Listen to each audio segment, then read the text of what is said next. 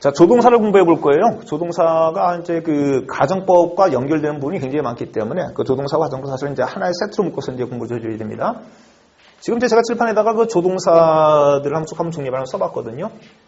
그러니까 must, will, would, can, could, may, might 이렇게 써봤습니다. 그 must란 말은 뭐뭐 해야만 된다. 그 다음에 의무죠, 의무. 해야만 되는 거니까. will은 뭐뭐 할 것이다. 예정입니다. can은 뭐뭐 할 수 있다. 능력이죠. may는 뭐뭐 해도 된다. 기본적으로 허락의 의미를 가지고 있습니다. 이런 뜻을 가지고 있지만 여러분들 그 한 가지 아셔야 될 게요. 영어의 모든 조동사들 뜻이 있는 조동사입니다. 뜻이 있는 조동사가 지금 강조하고 있는 이유는 뭐 영어에는 조동사는 뜻이 있는 조동사이고 이거 말고도 또 다른 조동사가 있거든요. 그것 때문에 그러는 건데 영어에서 뜻을 가지고 있는 모든 조동사는 공통적으로 하나의 공통적인 의미를 갖고 있습니다. 그게 뭐냐? 추측이에요. 추측입니다. 그러니까 지금 must, will, 그 다음에 can, may 이런 것들이 공통적으로 의무, 예정, 능력, 허락의 의미가 있지만 이 모든 조동사들은 기본적으로 추측의 의미가 있습니다. 추측의 의미가 있어요. 그리고 제가 이걸 갖다 써놓게 될 때 must는 과거형이 없죠. 그러니까 must는 must죠. 그리고 will 다음에 would를 썼습니다. 그럼 당연히 can 다음에다가 could를 쓰겠죠. may 다음에 might를 쓰고 있습니다. 그럼 왜 이걸 순서대로 쓰고 있느냐? 요거는 추측의 강도예요. 강도, 즉 이 must란 말은 거의 100%에 가까운 추측이라 그러면은 요쪽으로 쭉 갈수록 추측의 강도가 점점 더 줄어드는 걸 보여주고 있습니다. 자, 보여주고 있기 때문에 그 사실은요. 우리가 must란 말이 나오게 될 때 이제 우리가 must란 말 해석할 때 뭐라니까 뭐뭐임에 틀림없다라고 해석을 하게 되죠. 그 다음 may라는 말을 갖다 뭐뭐일지도 모른다라고 그렇게 해석하게 됩니다. 그러면 혹시 will이나 can이 나오면 여러분들 어떻게 해석하실 겁니까? 애매하죠. 그러니까 우리말은 굉장히 애매해요. 그러니까 그 영어의 조동사를 우리말로 무언가 특별한 뜻을 가지고 있다 옮긴다는 것 자체가 애매합니다. 왜냐하면 우리말에 없는 말이거든요. 없는 말이니까 혹시 이게 will이란 말을 땅 하고 쓰고 있는데 will이 예정의 의미가 아닌 것 같다.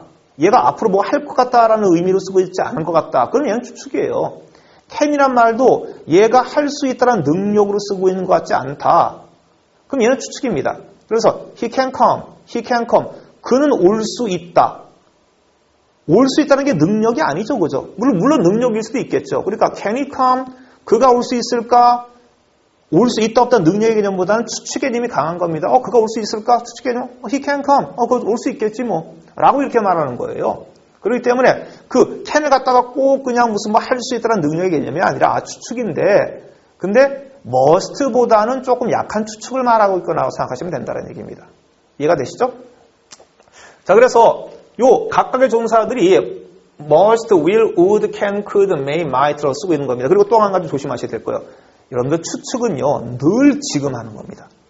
추측은 지금 하는 겁니다. 그리고 조동사 must는 과거형이 존재하지 않기 때문에 좀 더 쉽게 말하면 will도 과거형이 없는 거예요. will이 과거 would 되지 않습니까? 아닙니다. 추측의 의미일 경우는 강도가 약해지는 겁니다. 그러니까 will 대신에 would를 써버리는 그 강도, 추측의 강도가 약해지는 거지 절대 과거가 아니에요. 명심하셔야 됩니다. 자, 이렇게 한번 써볼게요. he is rich. 그는 부자입니다. must를 써버립시다. 당연히 여기다가 must를 쓰게 되겠죠. must를 써버리니까 must는 동사원이 나옵니다. he must be rich. 그는 부자여야만 합니다가 아니죠. 부자임에 틀림없다죠. 의무가 아닙니다. 그는 부자임에 틀림없는 겁니다. 이번에는 he was rich라고 그럴게요.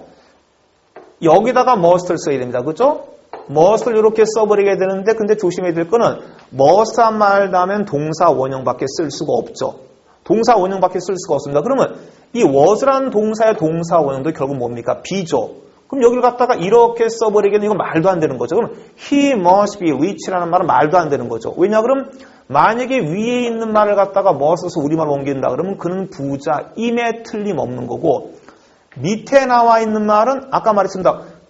부자임에 틀림없었다란 말은 없는 거예요. 추측은 절대 과거가 아닙니다. 추측은 늘 지금 하는 겁니다. 그러면 그는 틀림없는 건데 부자였음에 틀림없다가 돼 있어야 되죠. 부자였음에 틀림없다가 돼 있어야 되는데 그런데 모양은 똑같으면 어떻게 말이 됩니까? 말이 안 되기 때문에 어쩔 수 없이 그 다음에 have 플러스 pp를 이렇게 쓸 수밖에 없습니다.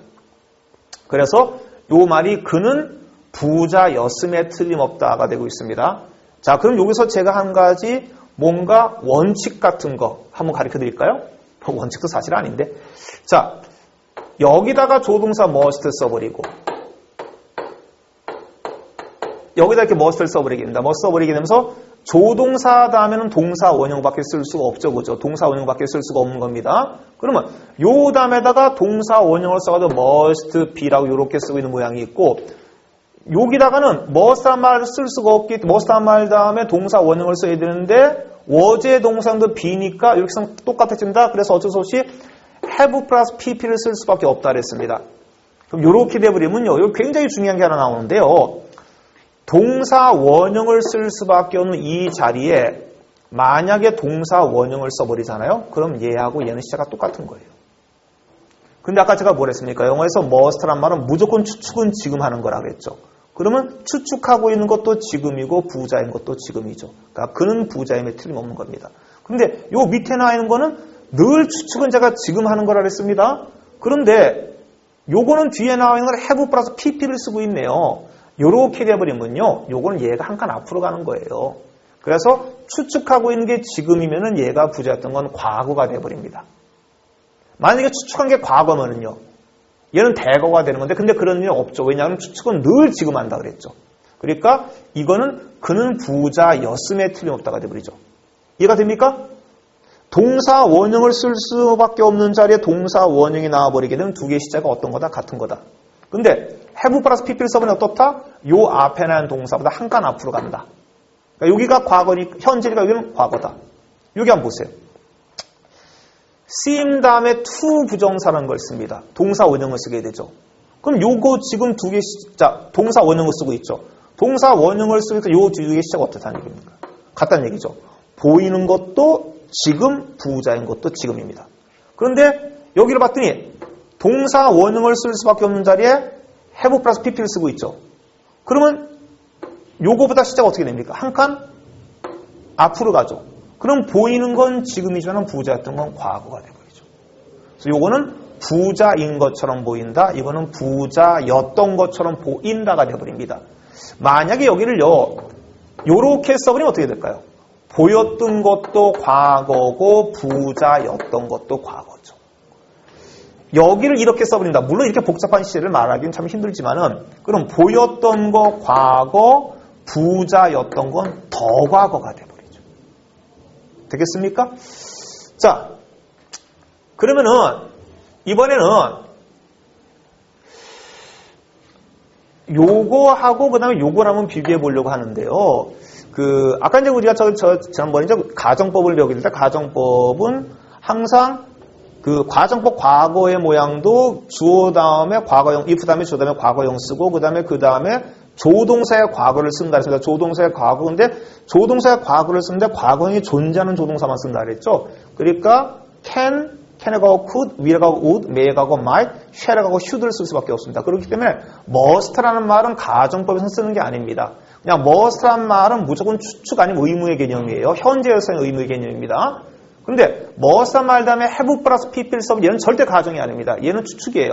그러니까 그는 부자였음에 틀림없다가 되어버립니다. 그런데 should란 말 다음에 have 플러스 pp를 땅 하고 써버리게 되면 얘는 그냥 가정법이죠. 그래서 should 다음에 have 플러스 pp는 뭐 했어야만 했는데 하지 못했다라고 굉장히 아쉬워하는 거죠. 그러니까 I should have studied hard. 나 열심히 공부했어야만 됐는데 왜 못했을까? 아주 후회하고 있는 겁니다. 그런데 he죠. 여기다가 만약에 must를 이렇게 써버리기는 이거 뭐가 되겠습니까? 그는 공부를 열심히 했었음에 틀림없다는 뜻이 되어버리죠. 그 뚜렷한 두 개의 차를 구별하셔야 됩니다. 그러니까 요거하고 요거를 가지고 한번 시험에 낼 것 같기도 한데 그런데 이거는 참 내기가 좀 어려울 수도 있는 게요. 왜냐 그러면 should가 드물게 추측의 의미로 사용되는 경우도 있기 때문에요. 그래서 잘 모르겠어요. 이걸 갖다 시험에 낼지 아직까지 한 번도 나온 적이 않았습니다. 자, 이번에는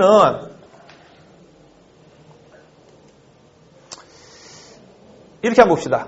이번에는 cannot, could not, will not, would not, may not, might 이렇게 되고 있죠. 마찬가지로 얘도 추측인데 얘는 부정의 추측입니다. 그래서 차례대로 거의 100%에 가까운 추측에서 뒤로 갈수록 추측의 강도가 쭉쭉 떨어져 간다라고 이제 보시면 되는 거예요. 그래서 cannot이란 말은 뭐뭐 일리가 없다. 라고 해석하시면 되고, may not이라는 것은 뭐뭐가 아닐 수도 있다 라고 해석하게 되는 거죠. He cannot be a doctor. 그는 의사일 수가 없다. 그는 의사일 리가 없다죠. 자, 보세요. 동사 원형 쓰고 있죠? 그럼 얘하고 얘는 시제가 같은 거죠? 같은 겁니다. 자, 밑에 있는 거 한번 보세요. He could not be a doctor. 자, 동사 원형 쓰고 시제가 같은 거죠? 근데 조심하셔야 될 거요. could not이라고 쓰고 있던 얘가 만약에 능력이 아니죠. 얘는 의사가 될 수가 없었습니다. 라는 능력의 의미일 수도 있습니다. 물론요. 이럴 때는 이 could가 능력의 의미일 경우는 과거의 의미를 지닐 수 있는 거지만 얘가 만약에 추측의 의미일 경우는요. 그는 의사일 리가 없다라고 요것보다는 좀 더 강도가 약해지는 겁니다. 아까도 말했지만 추측은 늘 현재한다 그랬잖아요. 그렇기 때문에 요거는 의미가 두 가지일 수가 있는 겁니다. 첫 번째는 능력일 수도 있고 그다음에 두 번째는 추측일 수도 있는 거죠. 물론 위에 나와 있는 것도 능력일 수도 있고 그는 의사가 될 수 없다는 능력의 의미일 수도 있죠. 선생님, 이게 능력의 의미인지 아니면 추측의 의미인지 어떻게 구별하는 얘기입니까? 문맥을 보고 결정해야 되죠. 어떤 사람이 말합니다. He must be a doctor. 그는 의사면 틀림없어. I don't think so. He cannot be a doctor. 야, 나는 그렇게 생각하는데 걔는 의사일 리가 없어. 이렇게 말하고 있는 겁니다. 자, 능력의 의미일 수도 있는 거고요. 자, 그런데 얘를 갖다가 이렇게 써버리게 되면 얘는 무조건 얘는 추측이죠. 과거의 추측이죠. 그래서 그는 의사였을 리가 없다고 말하고 있죠. 왜냐하면 cannot이란 말 다음에 요 다음에 have 플러스 pp를 쓰고 있으니까 두 개 시제가 어떤 겁니까? 얘가 한 칸 앞으로 가는 거니까 추측하고 있는 건 지금이지만은 얘가 의사였던 건 과거가 의사였을 리가 없다고 말하고 있습니다. 자, 밑에 나와 있는 거 요것도 의미가 두 가지가 있을 수 있죠. 첫 번째는 추측의 의미입니다. 즉 요것보다 조금 더 약한 추측의 의미가 될 수도 있을 거고 그러니까 그는 의사였을 리가 없다라는 첫 번째 추측의 의미가 될 수도 있을 거고 그 다음 두 번째는 조동사의 과거 다음에 have 플러스 pp를 쓰고 있잖아요. 그러니까 조동사의 과거 다음에 have 플러스 pp를 쓰고 있다는 얘기는 얘는 뭐일 수도 있다는 얘기입니까? 얘는 가정법 과거 완료일 수도 있었기 때문에 그는 의사가 되지 않을 수도 있었을 텐데 왜 의사가 됐을까? 라는 가정의 의미도 가정법 과거 완료의 의미도 될 수가 있습니다. 어떻게 구별합니까? 문맥을 보고 구별하라고 그랬죠. 제가 아까요. 여기 나와 있는 게 얘가 능력의 의미인지 추측의 의미인지 능력의 의미인지 추측의 문맥을 보고 구별할 수밖에 없습니다. 그러니까 얘를 갖다가 문제화시키긴 좀 어렵겠죠. 그죠? 자, 문제 한번 볼게요. 자, 요 문제가 이제 아까 가정법을 설명하면서 했던 얘기인데 자, 빨리 한번 답만 봅시다. 내용 쭉 하는 거 다 부질 없으니까 여기 한번 4번 보세요. Many witnesses insist. 많은 목격자들은 주장을 했습니다. insist가 나왔네. 그 뒤에 should를 써야지. 안 된다 그랬죠. 많은 목격자들은 주장을 했습니다. 교통사고는 횡단보도에서 발생해야만 한다고 주장했다면 되지 않다 그랬죠. 안 된다 그랬습니다. 어떻게 써야 된다 그랬습니까? 자, 주장한 것보다는 발생한 게 더 과거니까 had taken place가 된다라고 이건 설명했었습니다. 넘어갈게요.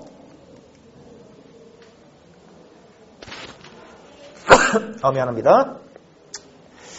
자, 예전에 이런 문제 나온 적이 있었어요.